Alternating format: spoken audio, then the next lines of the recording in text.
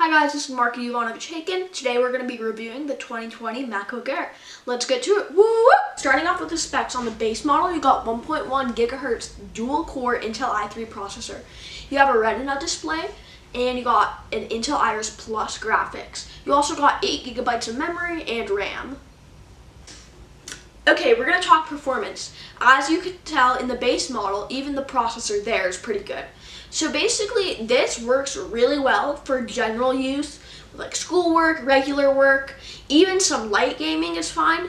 It could probably work for coding, but I would suggest to get the slightly stronger model with a better processor than the base model. But for just general use, I think the base model works great. It works perfect for school. It can do word processing, it can run databases, it can do pretty much anything required. So I would suggest that you get the base model unless you're doing something very crazy. So now we're going to talk keyboard. It has the Magic keyboard, which is a much needed upgrade from the Butterfly keyboard, and I personally like this a lot more. My old computer had the Butterfly keyboard, which was okay, but for typing it kind of sucked a lot of the time.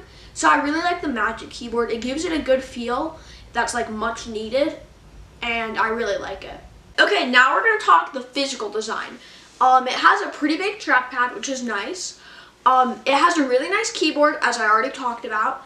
I like it more than the current MacBook Airs because it's less bulky and it's more thin and aerodynamic. The new MacBook Airs aren't really Airs, they're more similar to the Pros.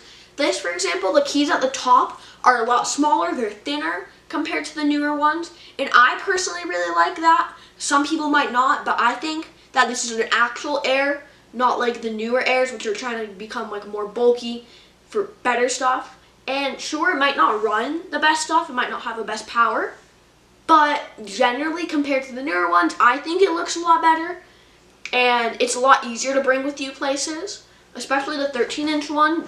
It is great. Okay, so talking battery life. Its battery life is really good. For my general use, it lasts me 2 days without charging it.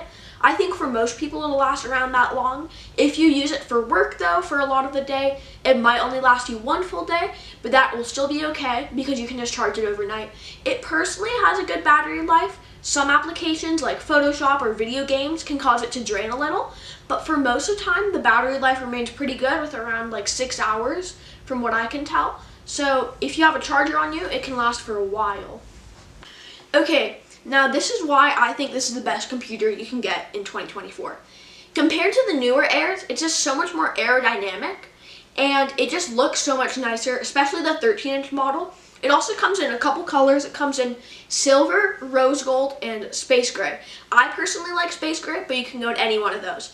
It's only $600, and for the price point, it can pretty much do anything. It can do your work, it can do light gaming, it can pretty much do anything. It can edit videos on it. It's like multi-use, works really well, and I would really recommend getting this in 2024. Hey guys, thank you for watching. As always, make sure to like and subscribe and leave any comments for future suggestions of videos. Bye-bye!